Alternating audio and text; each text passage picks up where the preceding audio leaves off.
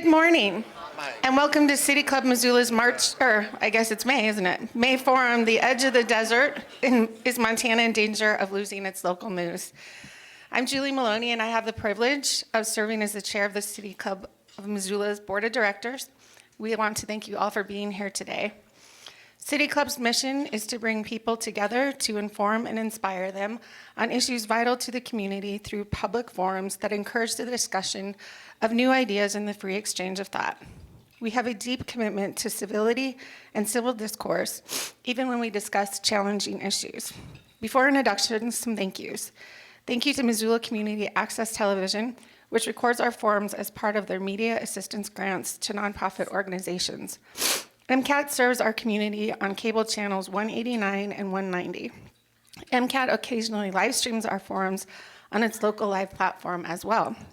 You can also find videos of past City Club forums by clicking the video button on our website, cityclubmissoula.com. Thanks to our sponsors, especially those at the executive level. They're Blackfoot Communications and First Security Bank. Our executive level sponsors are key partners in helping to expand audience access and reliably planning and conducting our forums. We're grateful to all our sponsors, and we invite you to join. Thank you also to our board of directors and our administrator, Danny Howlett. City Club Missoula would also like to acknowledge that we are in the Aboriginal territories of the Salish and Kalispel people. Today, we honor the path they have always shown us in caring for this place for the generations to come. Our moderator for today's panel is Lee Banville. Director and Professor Lee Banville joined the University of Montana faculty in 2009 after 13 years at PBS NewsHour, where he was the editor-in-chief of the online NewsHour. With a background in political reporting and digital and social media, Lee teaches courses that include covering elections and the First Amendment and journalism law. He often teaches the introductory journalism and American Society class and an information literacy class calling BS. He received his Bachelor's of Art in English and Government from the College of William and Mary and earned his master's degree in political science from the University of Montana. Before joining the PBS NewsHour, Lee worked briefly in public relations and as a stringer at the Virginian Pilot. He is the author of Debating Our Destiny, Presidential Debate Moments That Shaped History, written for McNeil Lear Productions in 2012 and updated in 2013. He is married to faculty member Jewel Banville, and they have 2 girls.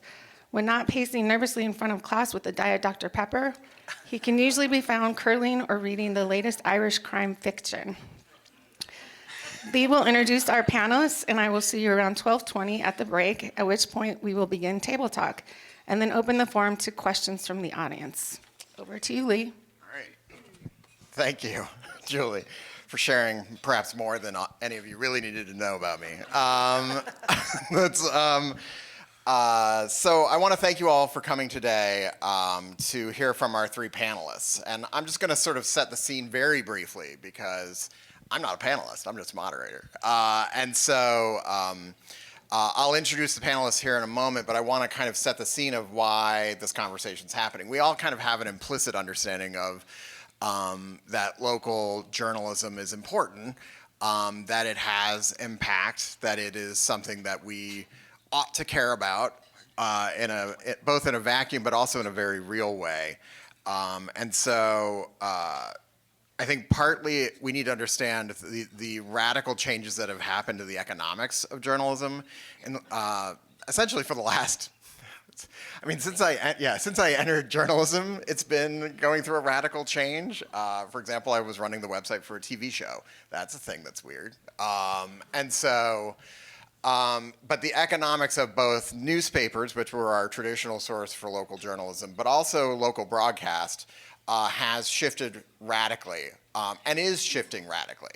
So newspapers sort of bore the brunt initially as readership shifted and as their model that they had built their entire sort of structure around, which was advertising, local advertising to a geographic community, suddenly turned into they were one option and perhaps one of the weaker options for advertisers to turn to reach someone whose a potential customer in a given community. That ripple effect continues to affect our community to this day. You look at the other side, which is broadcasting. They sort of were insulated for a little bit longer, but then we saw, for example, my children have never seen live television news. I know, and I worked in television news, and it was because we cut our cord. And we stream things, and we're kind of streaming things live, but it's a little bit of a different model when people are paying for access and paying for streaming. And so the question is, why does that matter? And the answer comes in increasing numbers of research that show, in particular when we're talking about local journalism, a drop in local journalism has direct impact on civic engagement, on polarization, and on sort of sense of community connection. I'll just give you three very quick examples, and then I promise I'm going to stop talking. In December of last year, for example, a survey of residents of New Jersey that actually has a much more robust media environment than Montana does at this moment found that 51% of state residents felt they didn't have the information they needed to make decisions about their local community. A similar survey out in November from Oregon found that sources without local news outlets had lower rates of civic engagement, higher rates of polarization and local corruption, and a diminished sense of community connection. And one last thing to think about is Montana has long had a history of ticket splitting and voting for local candidates. Well, one research out of Louisiana State found that as local news sources sort of dry up, they found a propensity to vote straight tickets in communities. And the researcher said, a guy named Joshua Dar, said that when people read news about their neighborhoods, schools, and municipal services, they think like locals. When all they read is national political conflict, they think like partisans. And in our research, we found that less local news meant more polarization. And so we have three people here to explore this issue today. An issue that seems particularly relevant at a time when, two more sad facts, and then we'll go on to maybe some happiness, maybe not, between 2004 and 2019, Montana, according to the University of North Carolina that's been tracking this, has found that newspaper circulation has dropped 26%, roughly 100,000, from 390,000 a day to 290,000, actually a week, because it included weekly newspapers as well. And the other fact to kind of keep in the back of your mind is 40 of the 56 counties in Montana currently have one newspaper or fewer. 5 have none. So let's talk about what all this means and what are the opportunities and the challenges facing both local media creators, local journalists, as well as those national outlets that serve our community as well. And so I have three much smarter people than me here to talk about it. I'll start directly to my right. John Adams is the founder and executive director of the Montana Free Press. It is a nonprofit news organization. If you're not familiar with it, you should be. Sorry, no, that's judgy. I apologize.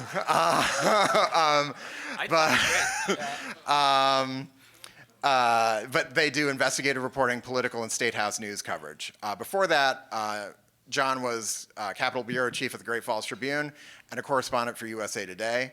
And his investigation into dark money in Montana politics was the subject of an acclaimed 2018 documentary, Dark Money, that was shortlisted for the Oscars. Also notable that in this last year, the National Association of Local Independent Online Publishers noted Montana Free Press as the business of the year. Next to him is Jim Strauss, who has worked as an editor and publisher in Montana for more than 30 years, serving newspapers in Billings, Great Falls, Hamilton, and Missoula.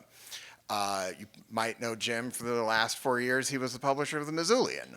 But before that, he spent the bulk of his time in the home of the world's shortest river, Great Falls, Montana.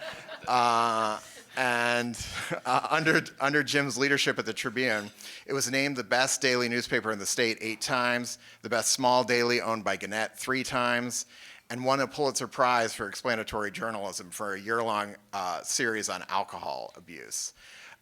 Twice, Jim has tried to retire and failed miserably. The first time, he retired from the Great Falls Tribune and woke up the next day and found himself in Missoula, being the publisher of the Missoulian, much to our luck. And then he then retired from there and now is at the Montana Newspaper Association running their communications and development.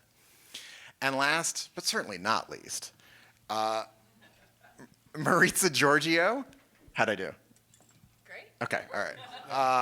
I always get nervous. I want to say like Georgiou, but that is French, and her family is Greek. Maritsa Georgiou is the national correspondent for Scripps News, having served for years before that at NBC News, where she covered COVID-19, politics, and wildfires. She drew national attention in 2020 for her coverage of the removal of USPS post office delivery boxes and their potential effects on the election, which earned her the 2021 Walter Cronkite Award for Excellence in Television Political Journalism.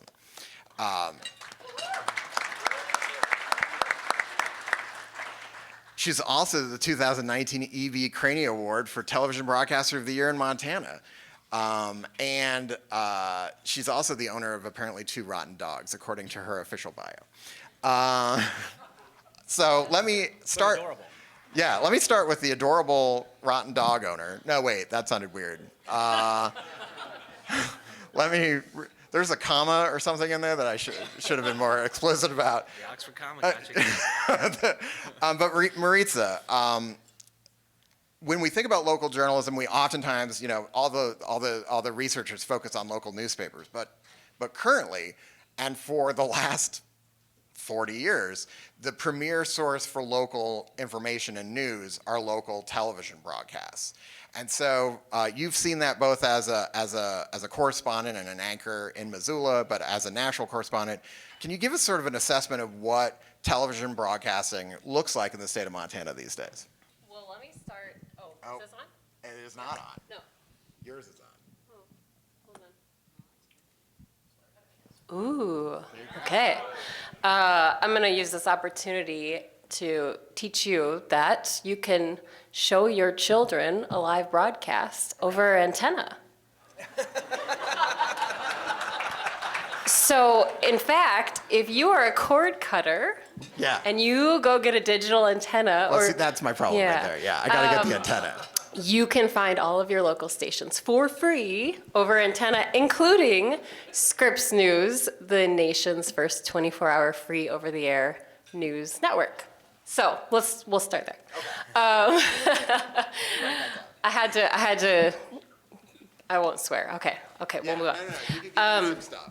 So, when we first started talking about this, I thought, well, the state of TV news in Montana is great. In fact, it's so great that we have so many jobs open. All of the stations have so many jobs open, and we need people to fill those jobs. And it's, that's really the struggle. But then I started thinking about, where I started. So I started in college here at KECI, but then I went up to KCFW in Kalispell, where we had a full office building with a full newscast dedicated solely to the Flathead Valley every night. And in 2010, I anchored the last broadcast out of that studio. And suddenly, the Flathead Valley, while we worked really hard to cover it, we didn't have a half-hour newscast dedicated to that community anymore. And so it really has changed. And then I think about, like you said, running a website for a TV show, and how so much of local broadcasting really shifted focus to digital. And my news director at NBC Montana, he was so right, and he would always say, if you win digital, you win. And it's so true. And I even see mistakes made on the national media landscape with that, where they focus so much on air, but it's just changed now. It used to be that you would set an appointment every night to watch the news. And you'd set a half-hour appointment, and you'd sit down, and you'd watch Jim Lehrer or whoever you were watching, and that's how you got your news. And now it's just changed. Everybody can, by the time you get to 5 o'clock, Most people know what's happened throughout the day because they've seen it come across their phones and they're tuning in for context maybe or to hear what people said. And so, the challenge here in Montana, I think, is, and we've always had this challenge before even moving to digital, it's a starter market. And we have this great feeder school and we get people into our local stations.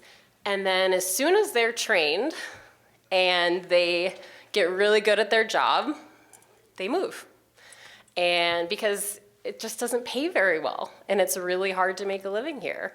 And in journalism, especially TV journalism, gosh, I think the first contract I had paid $18,000 a year, and I made that for a long time. And so it's really, really challenging to make a living. So when you start to get a resume reel together, you move on, and then if you can't keep good people in that job, it goes on to keeping viewers.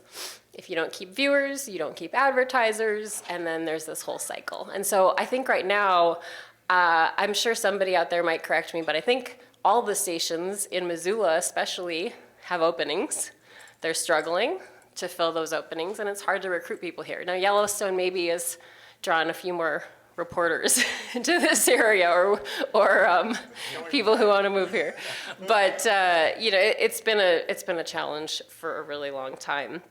I've always said, and when I switched to Scripps News, it was hard. It was hard to leave local journalism because I really believe, and the blue boxes are a perfect example, every major national news story, except for maybe what comes out of Washington, really starts with a local reporter on the ground digging into things. And most national headlines are headlines that were kind of ripped off from local reporters, really. And what I love about Scripps News is that they work so much with the local stations and the local affiliates, and we have local reporters on all the time to try to build that connection. But it's a scary thing to think about, losing locals, especially in broadcasting where so many people still, if there's a weather advisory, you turn on the TV and see what's going to happen. People want to hear those breaking news alerts from somebody they trust on TV. But trust in media is a whole different topic. Well, let me ask one quick follow-up, because I am like that. I wasn't supposed to do this already. So are there any stations or networks, because most of our local television channels are owned by a network that owns multiple stations in multiple states, that you think are serving as an interesting model for people to pay attention to, that are sort of doing something that might be interesting, whether it's how they tell stories or the stories they choose to tell? Like who do you watch in the state of Montana that's doing interesting stuff? Well, I think what you're seeing is people are diversifying. So, instead of showing up and you have your TV journalists here with their camera and you have the print reporter over here with their notepad, you have a print person with a photographer taking video for digital. And same thing with broadcast journalists. Now we have to write web copy. So I think that everybody's kind of having to adapt. I watch all the stations in Montana, and I try to follow all of the print outlets. I agree with you, though. If you don't follow Montana Free Press, you should. I'll sound judgy. I'm okay with it. You should, because Montana Free Press is amazing, and they've broken some amazing stories this cycle. But I think that because you've seen so many of these huge national groups own stations, Sinclair bought NBC Montana while I was there, Scripps bought KPEX, you don't see a lot of these really small local station owners anymore. But I think pay attention to the ones that are really trying to foster that local relationship with their communities and see the importance of having that local connection to their communities. Because I'll tell you, doing news in Missoula, Montana is a lot different from doing news where I grew up in Minneapolis. Well, Maritsa talked a little bit about adaptation to digital, adaptation of storytelling, the need to draw and foster local community involvement. So adaptation's been the name of the game for a while for newspapers, Jim. I wonder if you could kind of give us an assessment of where you see the industry now, and what are the opportunities and challenges that sort of the traditional local paper faces in Montana. Sure. So as I look at the print and digital landscape for newspapers, I see different scenarios. On the national level, the major players, New York Times, Wall Street Journal, Washington Post, I think their future is bright. Their digital subscriptions continue to grow rapidly, and they're doing a great job providing information. Then on the other end of the spectrum, the weekly newspapers serving small towns, talking to our members, many of them are having record years. Weekly newspapers are doing well. When you look at weeklies, keep in mind that all the media are going through this digital transformation that was just referenced. But when you look at a market like Missoula, 77 cents of every digital dollar goes to the big three. That's Google, Amazon, and Meta, Facebook. And remember, too, that those big three are content aggregators. They do not produce content. So it's a very competitive landscape. But looking at weeklies, they fly under the radar, and they deliver a defined audience that really you can't get otherwise.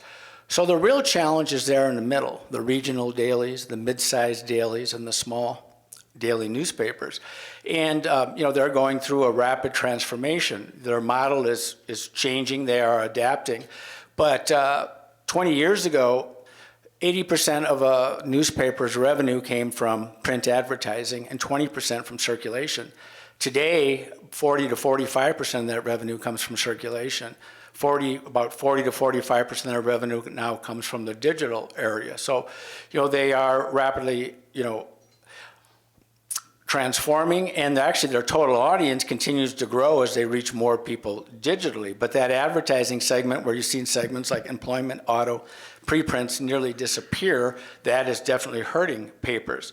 So being a business reporter by background, I'm a bit of a nerd, and I listen into earnings calls and I read earnings transcripts, and I always see the term newspapers need the right size. And I do think that they'll find the right size financially, but what concerns me is that right size for a newsroom, right for the community. There's my concern. And in some markets, take St. Cloud, Minnesota, a metro area of 150,000, the legacy newspaper has one journalist. Clearly, that's not going to work. And what happens when newsrooms shrink in a market, whether that be a print newsroom, whether that be a broadcast newsroom, is journalists are challenged. So let's look at the news. There's two primary types of news. You have your basic news, you're covering the scanner, breaking news, you're covering the high school sports, you're covering the government agenda, you're covering the community calendar, things to do, places to go. And then you have that enterprise reporting, where you advance that local news, where you provide original reporting, a robust opinion page. And what happens as newsrooms shrink is they have less resources to do that enterprise reporting. They spend more time on that basic reporting. And the news becomes more redundant as television stations and newspapers are all covering this basic news, but have fewer resources to do this enterprise news that it can advance a community.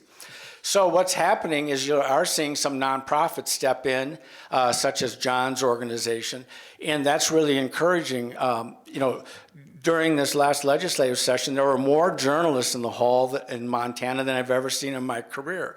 But these nonprofits are concentrating on the state capitol. They're not concentrating on Main Street, Great Falls, Main Street, Billings, and Main Street, Missoula. So there's my concern, is how, the number of journalists there. And for the record, actually, the main players in Montana are holding up much better with their newsroom size. Lee and Hagedorn and Adams. When I look at the resources they're putting in, Montana is holding up much better than, again, the St. Cloud type markets.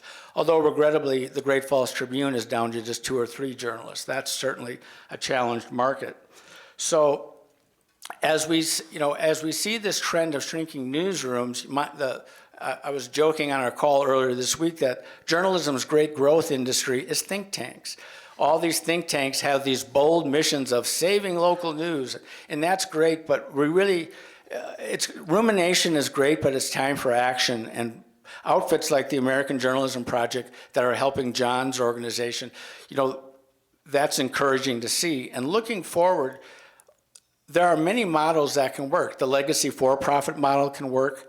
There's the sugar daddy model, where a wealthy philanthropist cares about his or her local community, puts a lot of money into that organization. And then there's the nonprofit model, but the model to keep an eye on is the hybrid model, which is just starting to evolve. Take the Fauquier Times in Virginia, where they fund their basic reporting with traditional advertising and circulation revenue, but they've created a nonprofit arm to fund their enterprise reporting. I think this hybrid approach, offers, great hope. I also point out that whatever the model, as I study things that are evolving, there's some constants. To be successful, I see, there's always one, a deep concern for local journalism and an investment in adequate local journalism to cover that market. Two, the organization is tied closely to its community. It's active, it's engaged, it's advancing solutions. And three, it has a defined revenue model and it staffs that revenue model adequately. So if it's advertising, they have the expertise and the staff to sell the ads. If it's grant writing, that's very different from advertising, but they have on staff a grant writer or they contract with a professional. And as I wrap up here, a couple of final points. One, it is a challenging time for journalism, but what is really encouraging is that people such as City Club today, they see the Fourth Estate as more than just a moniker. You're understanding its importance to the community. There are community discussions, and thank you for the City Club for having us here today. And lastly, speaking of local newspapers, I just want to mention that the Missoulian is holding its Best of Missoula contest, and right here I have two finalists with me for Best Twitter Site. Please vote for Maritsa, and for Best Professor, please vote for Lee. So with that, I'll close it. You can vote until Wednesday. Wow. This is starting to feel crass. Yeah. You should vote for Maritsa, though. She does have the best Twitter. And I do feel comfortable saying that. But this has so far seemed a little bit like a product placement for the Montana Free Press. So maybe we should get to them. Yeah. And have them talk about. Bribery was supposed to be a little more subtle. No, it's like their grant writing apparently hired me to teach moderate this. John, I'm curious. You started in that. You started before, but you were in that Great Falls newsroom that's now down to just a couple of reporters, and you kind of broke out and headed out into a different space to try and carve out one of the models that Jim is talking about, the nonprofit model. Where do you see the free press fitting? Where do you see nonprofits generally helping, and where do you see the gaps that this sort of evolutionary model, right? Because it's not like we've just stopped the old model and started a new model. Instead, we sort of have all these sort of mishmash of both. Where does that leave us right now, and what are the opportunities coming forward? Well, I think the opportunities, the opportunities going forward are numerous. We don't know what all of them are going to look like yet. One of the challenges in Montana is we are a gigantic state with a relatively tiny population, and so revenue for news models is especially challenging. On the for-profit side, if you're a local business owner who cares about your community, you should be advertising in your local paper because that revenue is important to them. Or you should be donating to your local nonprofit, which is also important. And it's not kind of an either-or. When I first started the Free Press, there was a lot of conversation amongst the funders who were funding us that, look, we're not going to fund operating expenses. We're not going to give you the money to hire reporters and go out and do the work. We're going to hire you to figure out what the model is, right? That there was some silver bullet out there that was going to fix this problem that had been plaguing print journalism in particular, I think, was the focus of our funders. But as we see, newspapers shrinking, what's the solution? If there's one thing that I've learned in the last, 6 or 7 years is that there isn't one solution.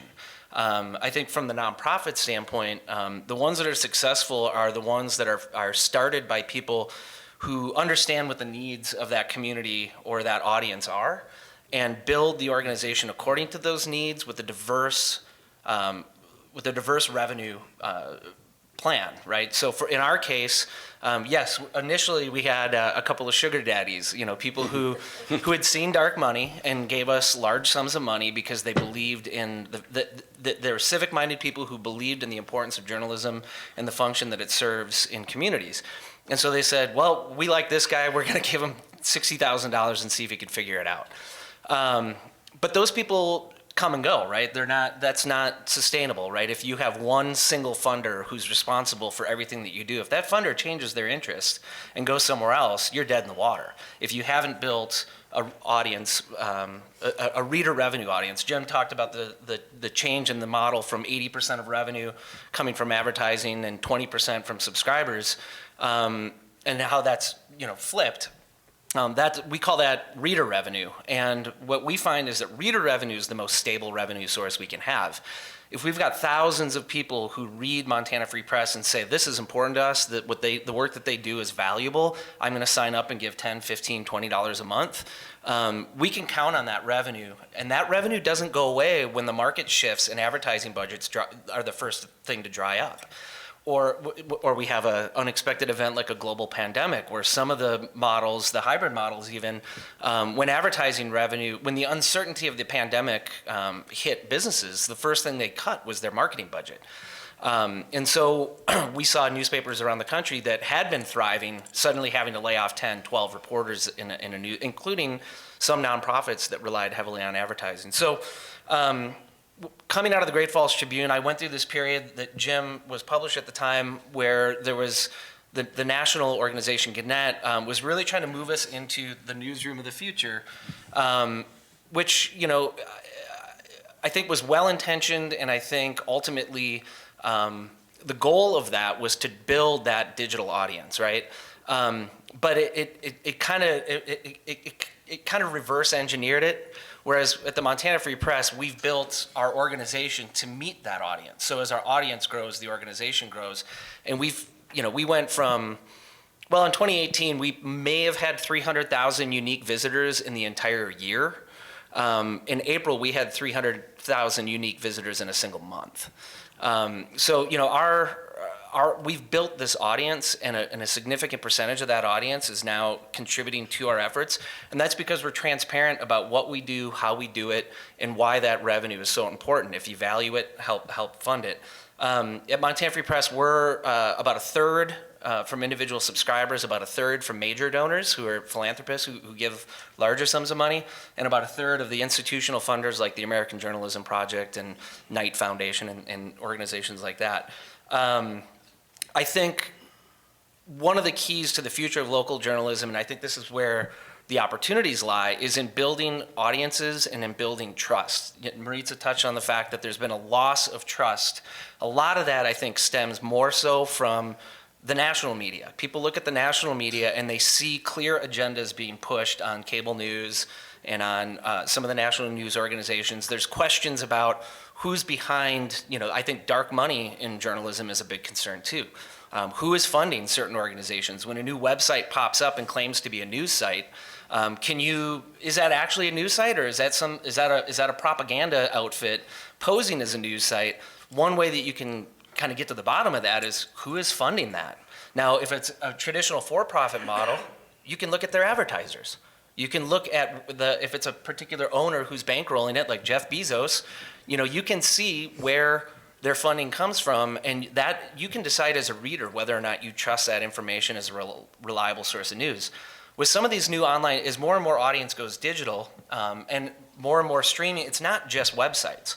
I think that's an important point. It used to be that the web was what was killing local news, because all of these advertisers went online, the readers went online, newspapers put their content online for free. People got in the habit for decades of reading news stories online for free and not paying for it. Why would I subscribe if it comes to my inbox for free?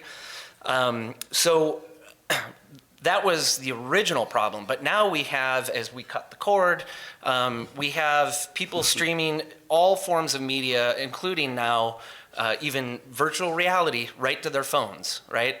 So that is the future of our reality in this country, is that digital is the future.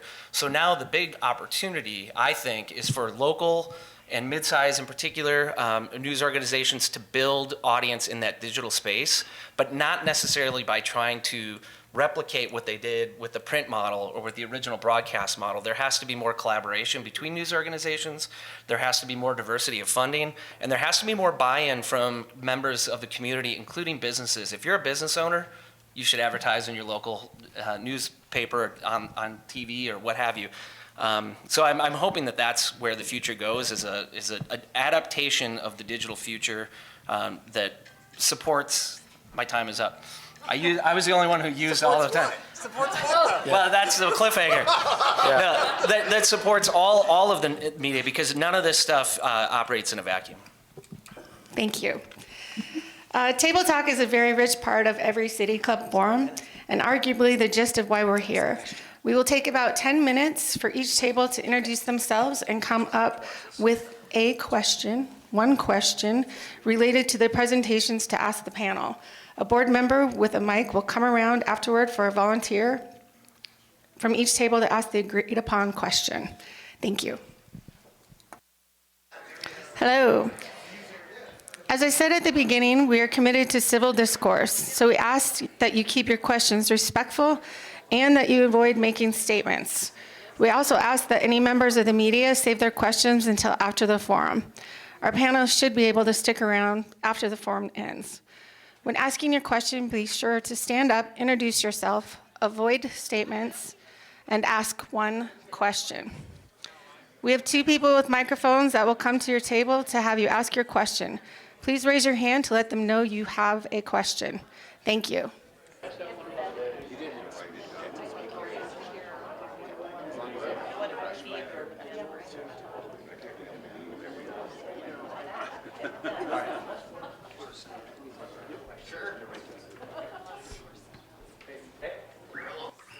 Right here, Dave. Thank you. Hi, I'm Chelsea Rabideau. I think with the advent of the internet, on the one hand, it brought us all closer together, gave us more access to information, but on the other hand, it provided this veil of anonymity that allowed people to abuse and be aggressive with journalists, which is, I know, Maritsa, a significant issue. And I'm sure any journalist would have some experience with that. Especially in a market like Missoula, where you're getting a lot of new, young journalists, how are newsrooms handling the mental health aspect of aggressive keyboard warriors? How's that term? That's a really good question. I think, earlier in my career, journalists were always viewed as jaded and a bit cynical until the internet came and opened up to the public. Then they found out we're really not that bad after all. The public's much worse. But but you bring up a good point. But there are our reporters. They are people, and there can be things out there that are very personal. There's things like, I think it's particularly difficult for female journalists. You see people commenting on their appearance all the time, for example. You don't see that with the men. I mean, there's a reason I'm not on TV, and that's okay. So I think you have to walk them through it. You also tell them on social media, don't spend so much time for it, and dwell on it. But read it, and if there's legitimate points brought up, if someone does point out a hole in your story, let's follow up on it and fill it. But the personal, I don't know if Maritsa wants to comment on it, but I just think it's really cruel sometimes in the broadcast area and commenting on what that person is wearing today. Well, Chelsea knows from experience. She's one of my best friends, and we met at KECI. I think people would be shocked to know the kind of mail and calls that female on-air journalists get. One of my favorite letters told me that I should burn all of my clothes and I'd be better off shopping in a garbage dumpster. And I actually framed it because I thought that was pretty funny. But that's one of the nice ones. That's one of the nice ones. And I think how newsrooms deal with it varies by newsroom and by management. I've had some managers who are super proactive And I've seen right now the news director at KPAX will respond to certain emails in a way that I've never seen. And he will say to people, you know, we appreciate your feedback, but this is just unnecessary and unkind. And I'd like you to think about this person as a person, because they are. Gosh, I could go on and on and on and on about this, but yeah, it's brutal, and the mental health, it does take a toll, because we are human beings at the end of the day. And I think, you know, when we were talking up here about why people trust the local news more than the national news media, so much of it is because we are accessible. We're at your meetings, you can come up and you can talk to us. And the anonymity and the keyboard warriors has changed that dynamic, where people in the community feel emboldened to say things that they would never come up to you in person and say, except for the one woman at Safeway who told me I should never wear yellow. That was the only time that happened in person. But it's not going to happen. I love yellow. But people do feel emboldened, and I would just caution you. I've even asked some family members, you know, who say, I was going to write into KPAX and tell whoever not to wear this again. And I said, don't you dare, because it's just unnecessary and unkind. So I would tell you all the same advice. I'll just chime in briefly from sort of management perspective on this. You know, the world has changed. It used to be the journalists, like Jim said, were the jaded, thick-skinned, you know, everything would just run off our backs, and like the insults were sort of a badge of honor, you know. But the world has changed in part because of the anonymity and the internet and cyberbullying and that sort of thing. And I would say today's particular younger journalists, they have a very different attitude about how their mental health is affected by the cyberbullying and the comments. And I think it's because the world has changed. It's not like the phone call or the mean letter to the editor or the mail. It's, you know, online harassment. So from our perspective, we take a very proactive approach to making sure that our reporters know that they're supported. We have policies in place dealing with mental health, reporting certain things. I've got a file where I keep threats and intimidation. We've reported it to the police in the past. But I think it's really important to be proactive in making sure that your team, your reporters, and the public-facing folks at the organization understand that the management takes this stuff seriously, and that we support them, and that we won't tolerate that kind of stuff.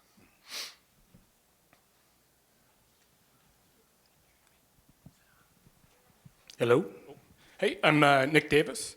I think a lot of folks have been very impressed with both the Free Press and the Daily Montanan, especially in coverage of the session, in this sort of news desert that we're on the edge of. I feel like we have had an embarrassment of riches on that state level, which has been amazing.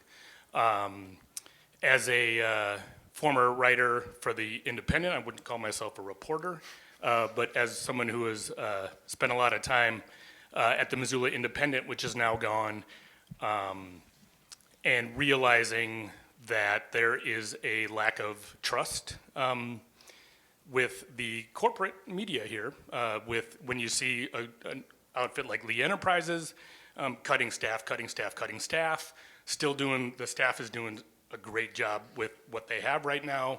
I do, and I'm trying to connect. What I'd like to do is connect that model that the Free Press has, right, with donors, the nonprofit model, and wondering if there's any path between that model and a model where there's a local paper that covers things like school boards and city council meetings and cop beats and things that are so important to the local community.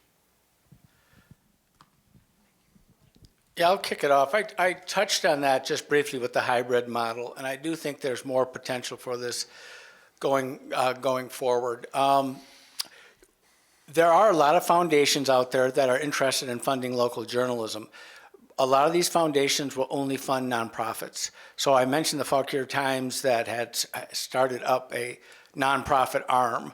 I think that when I was at the Missoulian, I worked with Rob Cheney, and we got we were able to land some substantial grants, but wasn't a huge part of our revenue. But I do think going forward, there's more potential for that. So, I encourage Lee Enterprises and other groups to, get the resources necessary to go after grants and perhaps look at forming a nonprofit arm. And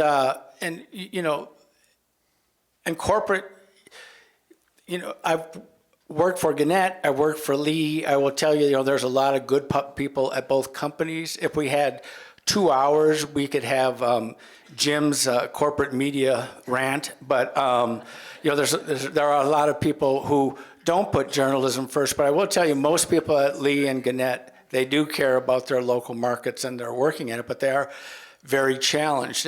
And the Independent, that certainly did put a big hole in the market losing that paper. I think that alternative weeklies were really the first form of journalism to really be challenged because they depended so much on classified revenue, and they saw that dissolve. So so that's a long answer to your question, but yes, there is potential. I do think that going forward, there's a number of ways for local journalism to succeed, and I think that for-profit companies can learn from John and others and try to open up to more of those grants.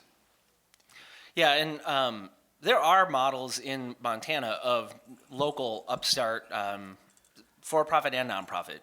Great Falls, the Electric, Jen Rowell, former colleague at the Great Falls Tribune, she's doing a great job of covering the local community, but she's one person, right? And so I continue to say, look, if you love this kind of work, support people who are doing that work. Here in Missoula, we've got a couple of folks in the room who are in the process of looking to start a new local news organization called The Pulp, I believe is the working title. Matt and Erica, you guys should wave. Yeah. Okay, so if you're interested, yeah, absolutely.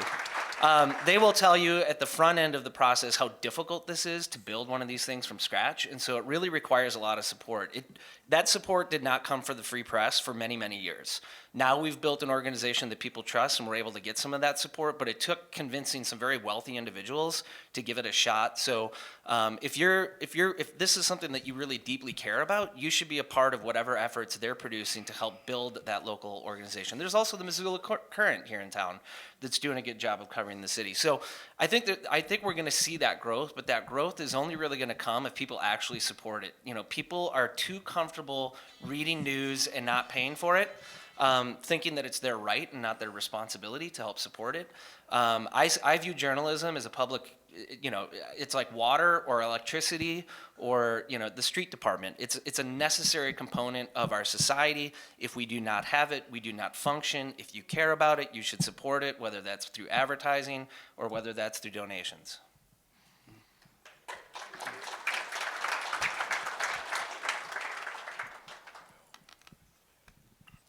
Hi, my name is Scott Appel, and I have a 10-minute wind-up to my question. Kidding. Now, our table was wondering what your organizations are doing to attract young readers and engage them. You want to start? Yeah, I'll start with that. So Scripps News is really aiming to be ubiquitous, and that means across all platforms. So I'm not going to say what you think I'm going to say. We really try to be everywhere, and I'm joking because one time in a conversation I compared it to slime with Lee, and that's not the right word. It's not like slime. It's like water. It fills the gaps.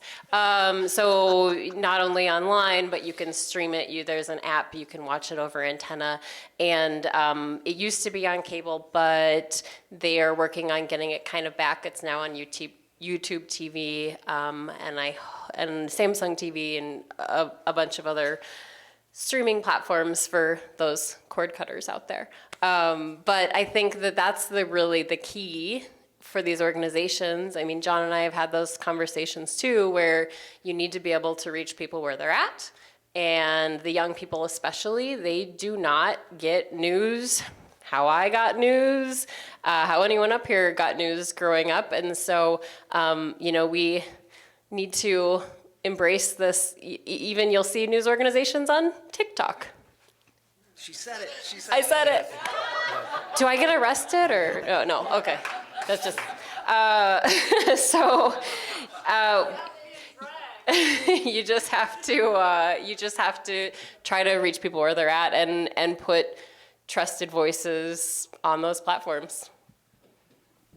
Yeah, it's really interesting because it's a huge conundrum, right? Like reaching audiences in places where you don't even know where they exist, right? Like that's part of the problem is understanding where are young people getting their information? Where do young people seek out the things that influence how they... Now, Facebook is antiquated, right? Like, so we all put tons of money and resources into developing audience through Facebook, but those are this generation or older, right? So it's not... Yes. I mean, all of us. Yeah. So the algorithms are constantly changing. The way that they're targeting and marketing to younger kids are constantly changing. It's usually driven from the ground up, right? Like the adults don't really figure out what's hot until it's already not. So I think a big part of it is talking to younger kids too, and younger adults, younger people, and finding out what they care about. And like anything, if you're producing content about people and about things that people care about, they will come to you for that information. And so I would say it's where we have an audience director. We're one of the only organizations of our size anywhere in the country that has a person dedicated to that position. And part of what they do is trying to understand that particular aspect. And we've recently, through our Instagram feed, we've seen our the 30 to 40 group, which is a hot target for any organization. We've seen that percentage of our audience grow significantly recently by really kind of doubling down on Instagram. So I think it's constant innovation. It's not thinking that what we do today is what we're going to be doing a year from now. I'm not a panelist, but I'm going to say something too. Yeah, I have kids. My kids get no. I think the one thing that's interesting about what John just said too was when we were. So I'm gonna talk like a professor. They always love it when you're like, when I was back in the newsroom. But when I was at the NewsHour, and we were talking about audience development, we were not trying to get the kids because the kids had never watched the NewsHour, like ever. And so we wanted to get the parents to be regular viewers so that it sort of modeled behavior for the younger audience, that they were used to it. I would say the most scary thing in my mind, thinking about everyone to my right, is that model has changed really radically, right? Because we all, your parents read the newspaper, your parents watched the television news, they listened to NPR in the car, and there was a model. And you could see that, and even though you weren't like the kid sitting there being like, let me read the newspaper, it was a behavior that you saw and you kind of got used to. That behavior has changed a lot, and so like it makes sense to target the 30 to 40-year-olds who are the parents of the younger kids who you're going to be trying to attract, because they got to model the behavior. You got to sit around the dinner table and talk about what happened in the world today.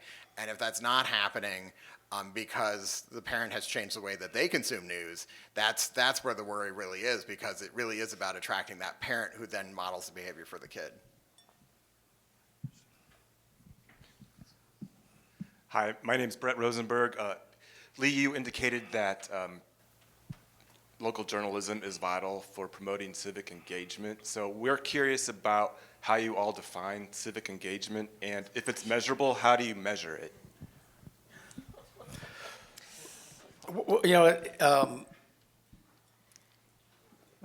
Before the pandemic, I thought that organizations were really aggressively trying new things, from crowdsourcing to community halls, and active forums, to really, if you have, let me back up just for a second. So if you do an in-depth project and you shine a light on a problem, as journalists, we're at the point where we realize that's not enough. We have to be involved in finding the solution.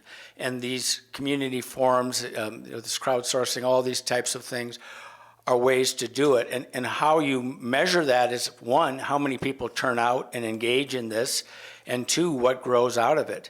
There have been a lot of examples where legislation has grown out of these types of approaches. The Missoulian had a series on the teen homes throughout western Montana and the issues there, and legislation grew out of that. So I can't point to specific engagement efforts on that, but that was during the pandemic, and we did take a step back, and I think we're regaining our footing. So I think that what's encouraging too, we talked about young readers.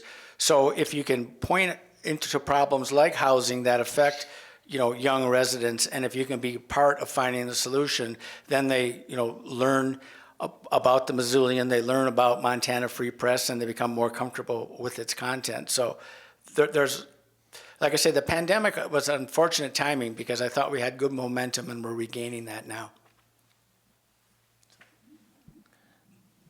I'll piggyback on that a little bit and say the pandemic, though, also provided us opportunities to provide a lot of that engagement. And I've always been drawn to public service journalism and trying to connect people who have a problem with answers or solutions, like Jim talked about. And,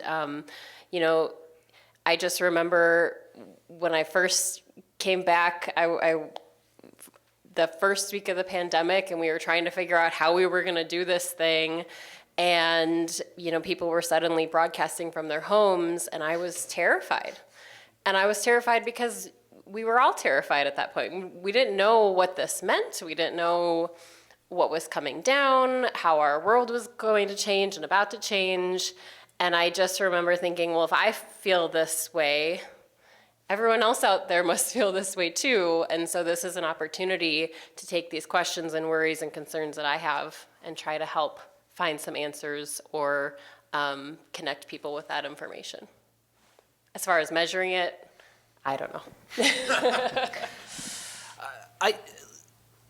I think most people in this room would agree that we have, generally speaking, across this country, a problem with polarization and civility, or lack of civility. I don't think there's any one cause for that. I don't think there's any one person or persons to blame for that. I know folks could throw out lots of suggestions along that front, but I think what we've seen, I think from my view, looking at what we're seeing here in Montana, traveling around the country, seeing what's happening elsewhere, being a consumer of media, and also being very aware of changes in technology, my assessment is that we are in one of those periods of historic transformation where the whole globe is interconnected. The internet has gone to a level where it's completely enmeshed in our lives on a minute-by-minute basis, where technologies that we can't even wrap our head around are starting to control certain aspects of our daily lives. Nobody was talking about AI in a meaningful way a year ago, and now we're starting to question our reality. Is it real, or is it developed by a computer or a robot? And I don't think it's hard for people in a moment to necessarily recognize when they're in that historic transformation.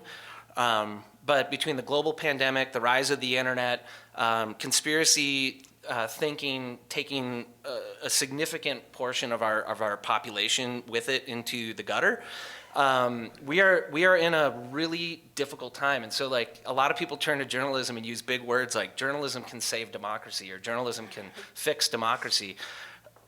It's a piece of it, right? But like, none of these things, we're here talking about this component, but we've got a huge challenge ahead of us as a society to understand all of these rapid and significant changes that are taking place around us and figure out ways that we can help solve.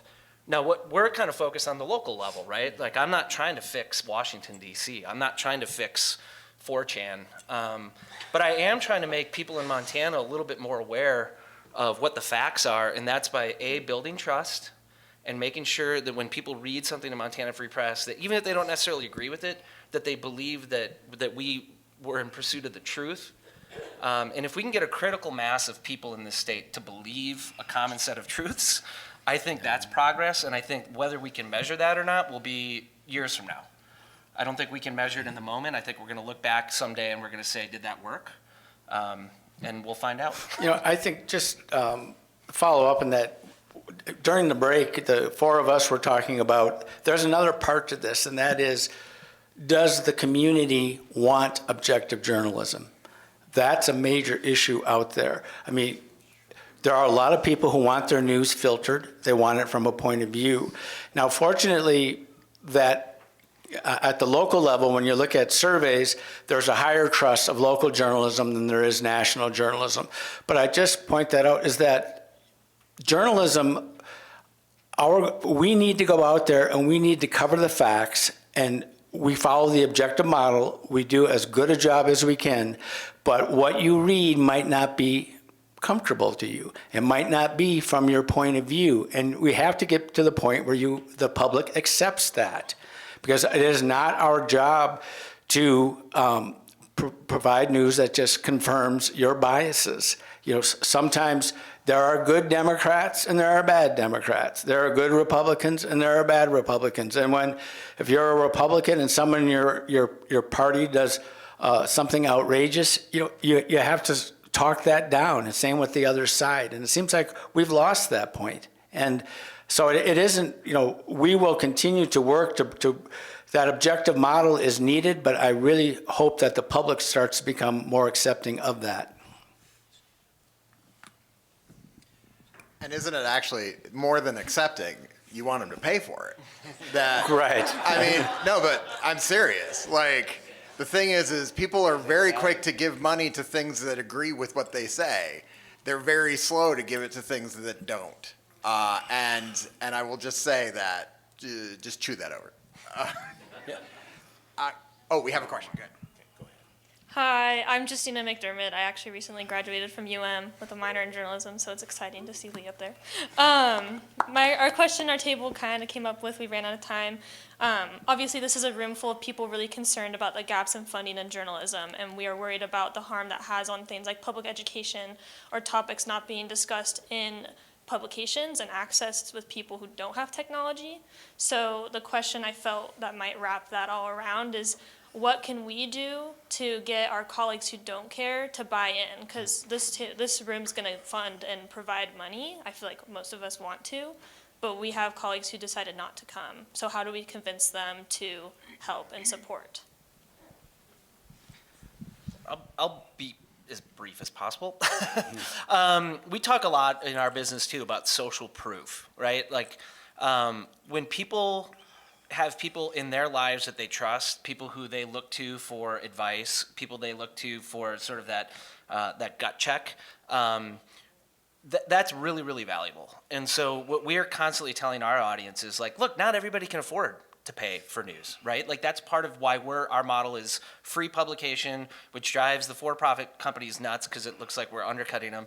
But our purpose is we want people who can't necessarily afford to pay to be able to pay for it. But one way that those people can support us as well is by sharing our newsletters with people in their community, their friends, their families, their neighbors, their coworkers, the people who they think would benefit from that. And that social proof of sharing out information and saying, look, I read this thing, I think it was meaningful, I think it matters, here's why, you should check it out, sign up for their newsletter. That social proof is really huge, and I think that's part of the fabric of what can start knitting people back together. Once people start to read some of what we're publishing, we get comments all the time that like, oh, I thought you were this, I thought you were that, I thought that you were just another one of this. And then they say, but after I started reading, I really appreciate it. And that oftentimes that's accompanied by, my cousin sent me this article or my coworker sent me this article. So I think it's a slower process, but we have to get folks to just start paying attention. And part of the way we get them to start paying attention is by telling them to pay attention. Yeah, we all love Missoula. You need to be engaged. You need to be informed. You need to vote. I wouldn't, I think that if you have a friend who doesn't vote, shaming them isn't a bad thing to do. And I think before you vote, you should be informed, and the media are where you're going to find a lot of information about the issues and the candidates. So I guess it's just throwing it back at them. It's like, hey, Missoula has challenges. You need to be part of it. That if you're with a business, how are you giving back to the community? You can't just take from it. And the same thing as a resident. So the media are part of that. The media will inform those people of the issues. I'll be brief. I See Julie up here. I think, we talked a little bit about content and finding content that people care about, and that's huge. I mean, whenever I do a story, I think, why would somebody care about this, and what would make someone care about this? Because if I can't find that reason, I'm not going to get you to care about it.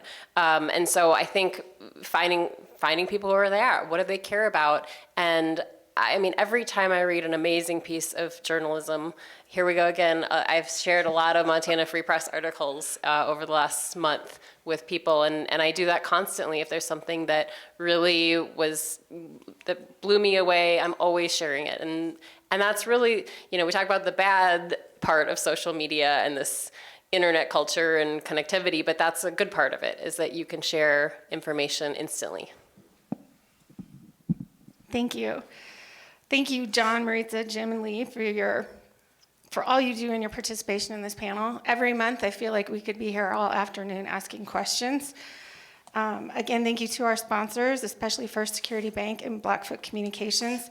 And of course, thank you to you, our audience. We appreciate you being here. Our June 11th forum will be the Midtown Master Plan by and for Missoulians. Please check out our Facebook page or website for more information. Thanks again, everybody. Have a great week.